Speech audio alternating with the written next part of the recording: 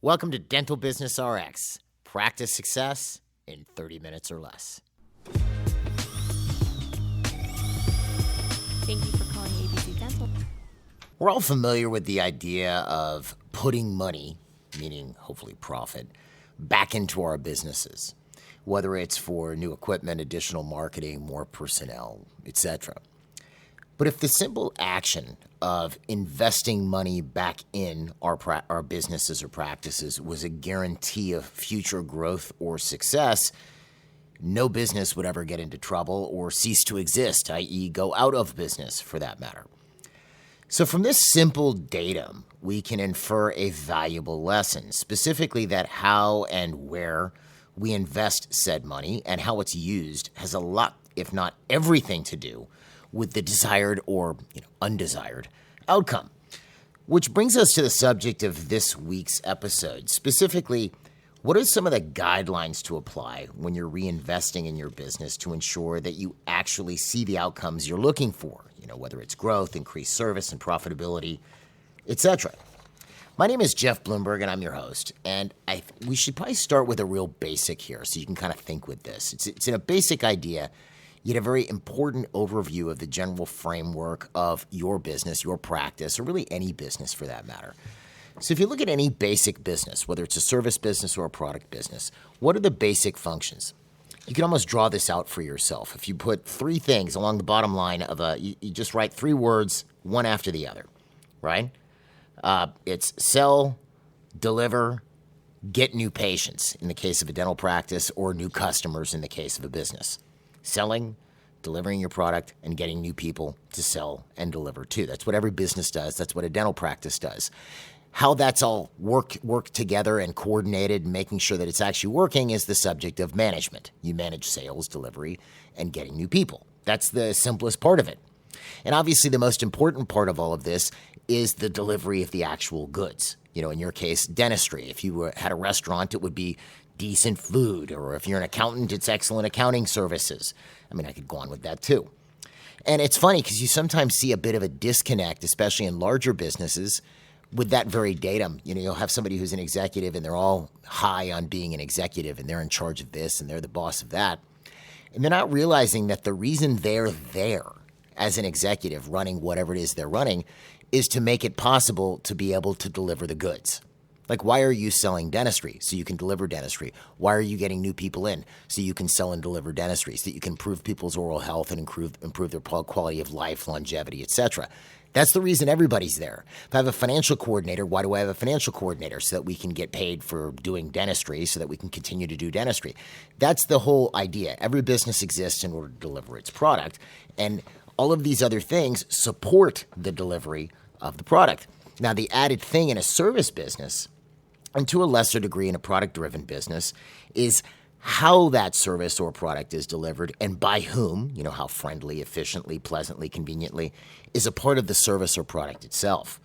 If I go to a restaurant and the food's good, but I wait an hour for it and the server is rude and the host is really mean and the place is dirty, well, I'm not going to really want to go back. Even though the food was decent, everything surrounding the delivery of said food didn't work out for me. Well, you could, again, I'm not trying to compare healthcare to a restaurant, okay? But there is a service component that is similar. If I go to a dental practice and the dentist is great and does good dentistry, which unfortunately, unless something really goes wrong, the patient really doesn't know the difference sometimes. They don't really realize there's an open margin on their crown until it becomes a problem, all right? But let's say you have a dentist who is just the best. They're excellent, incredible dentist, but the people at the front blow people off, or the patient has to wait 2 months to get that crown delivered, or the staff are rude or dismissive, or they get billed for money they already paid. These are things that all take away from the delivery of the service, which was the dentistry itself. So it does, in a patient's mind at least, affect how they view the practice. So we have delivery, that is the most important aspect of any business, the goods, so to speak, sales, and marketing. Now, in a business, who is responsible for deciding how monies are invested in the business? Sure, you could say the owner, all right, especially for a small business, but what hat is the owner wearing when they make this decision? I'm going to buy a new this, I'm going to add this, I want to hire these 5 people. Well, the hat they're wearing is lots of things we could call it. The chief financial officer, the financial director, the controller, the person who's in charge of the overall financial health of the business. Because what is a CFO or a financial director or whatever supposed to do? They're responsible for overall financial health, profitability, and financial risk management. That's what their job is. Whether it's you as the owner doctor or if you've got a large practice or practices and you have a full-time CFO, doesn't matter. It's still the same hat. So from this CFO hat, what should you be looking at? Well, let's start with how it goes wrong before we look at how to do it right. So let's start with the base problem, because this is something that we see. This is in my wheelhouse. I work with a lot of dentists, right? So if you have someone who's a doctor, they're also the owner, they're also the de facto CFO, and they've had zero management or business training of any kind. So what part of this management cycle do they have full command over? Sales, delivery, or getting new people, marketing, or management? They have full command over delivery. All right, they have full command of it. That they understand because that's what they went to school for. That's what they do. And, you've heard that saying, when you're a hammer or when something's a hammer, everything's a nail. Well, what you'll find is the thought process becomes the solution to all of the business's ills have to do with delivery. Everything is delivery related. And you'll see this. I'll have a person come in, new client, and they'll have just added 2 more chairs, thinking that just by virtue of having added these chairs, they will get more business. They're not looking at how those chairs are going to actually be filled. Or they buy a new piece of equipment, and that's going to just solve all of their problems. They buy a laser, right? I'm doing the quotation fingers while I say that, by the way. They buy a laser, and then, that's going to solve all their problems. Or years back, I remember it was just funny. Person buys a CEREC, and again, I'm not hating on CERECs, but they buy a CEREC, and they even put it on their postcard. We do CEREC, same-day crown. We have a CEREC. Didn't even say same-day crowns, just said we have a CEREC. Like, who is going to know what a CEREC is other than a doctor or somebody in the industry? But that doesn't solve the business problems. But the reason people get into that is that's what they know. Okay, if I have a scanner, this is going to make everything work out. And just to be clear, if you need a piece of equipment to ensure your clinical quality stays good or gets better or whatever it is to meet your standards, then by all means you need to get it. That isn't the point here.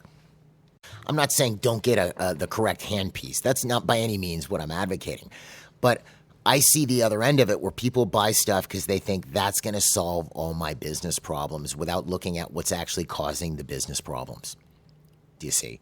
So to understand all of this from your CFO hat and explain it properly, I want to cover something with you that we cover during the MGE Power Program. I'll put a link to it on the episode webpage for the Power Program. That's our whole training program where we train a doctor and an office manager, if you want to know more about that.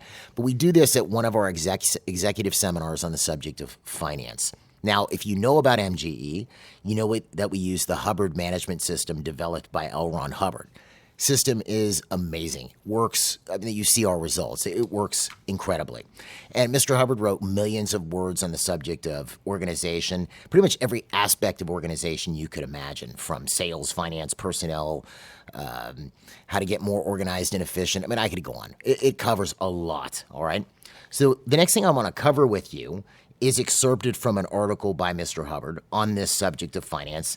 And the subject of this article is something he calls the bean theory, So I'm going to read you a couple lines and then kind of go over it with you a little bit so you get this concept. And this is from your CFO hat. Keep that in mind.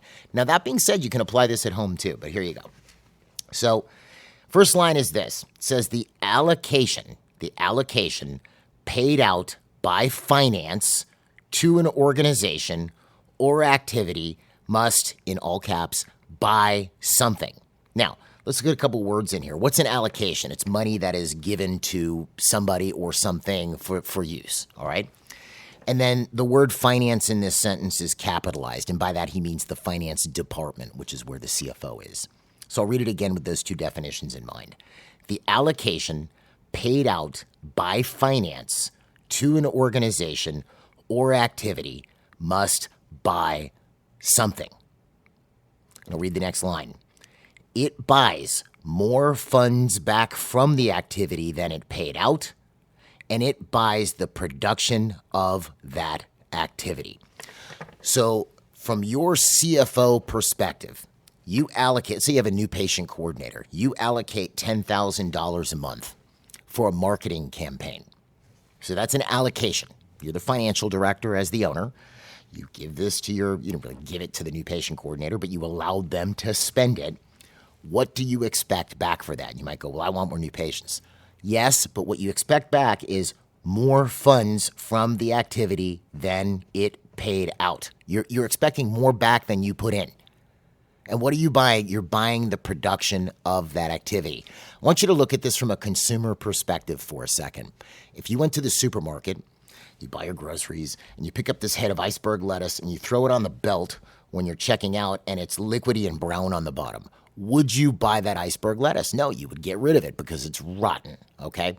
So what you're getting is not a fair exchange at that point. If the cashier at that point said, well, you got to pay for it because you put it on the belt, that wouldn't work. But we do this all the time in organizations. We have somebody, we put them on a job. Let's say you hire a schedule coordinator. Why are you paying a schedule coordinator $4,000 a month? Well, I would expect, at least if I had a schedule coordinator, I would expect to see an increase in production. How much of an increase? Well, to be honest, if I'm giving them $4,000, I'd want to see an additional $20,000 a month on the schedule. That would justify having a schedule coordinator. A person can't make 100% of what they bring to the table. I mean, that wouldn't work. Could you imagine an associate saying, "Yeah, I want to get paid 100% of what I produce"? You're like, good. Maybe you want to look elsewhere. This isn't a good place for you. So you're buying the production of that activity, and you have to be a good consumer.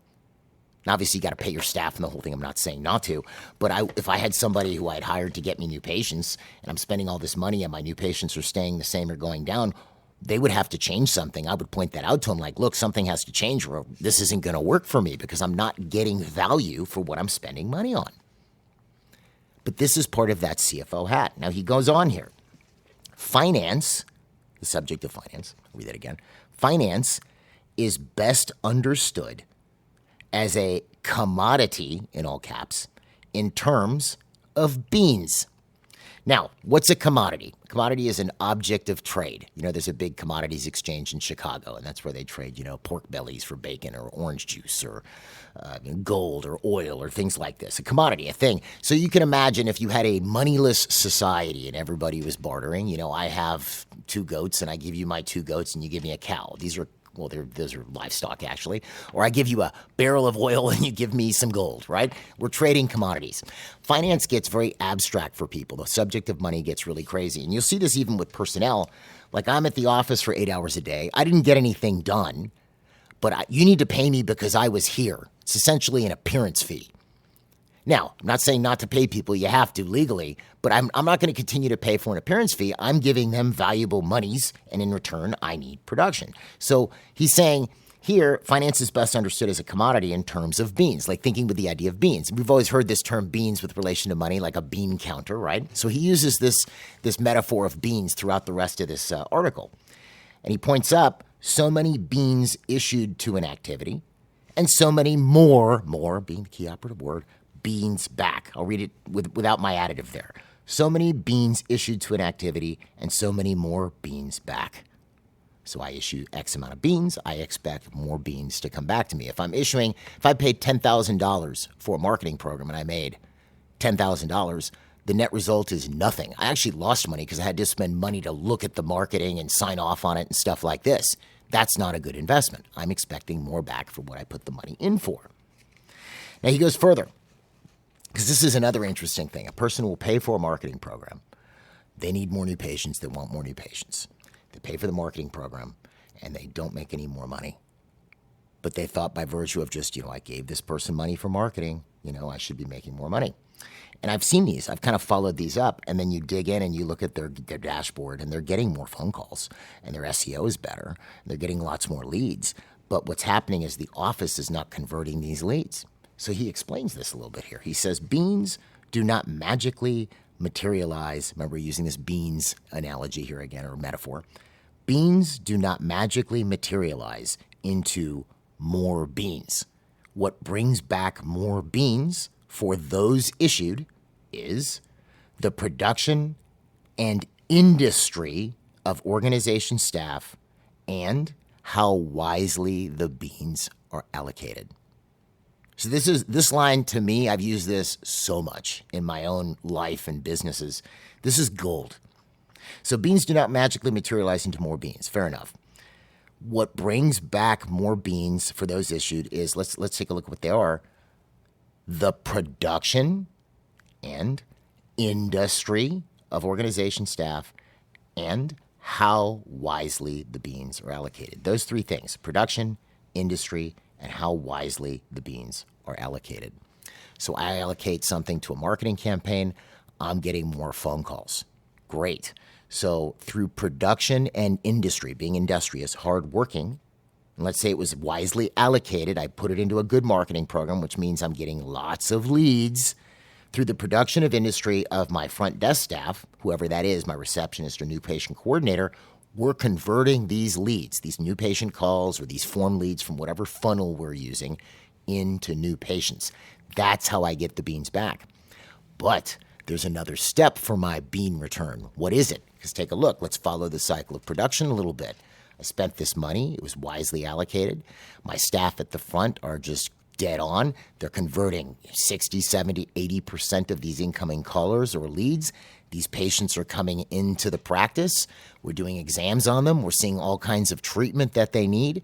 What's going to complete the cycle of bean return here is the patients have to agree to and pay for the treatment that they need so that I can perform it. That's sales. Do you see this? So we have promotion, which then leads to sales, and then which then leads to delivery. I then get to do the services, which I'm not a dentist, so that would be a bad idea. But you get the general idea. I'm putting myself in your position for a second. So each of those things affect whether I'm going to have bean return. I could have a great marketing campaign, gets tons of leads.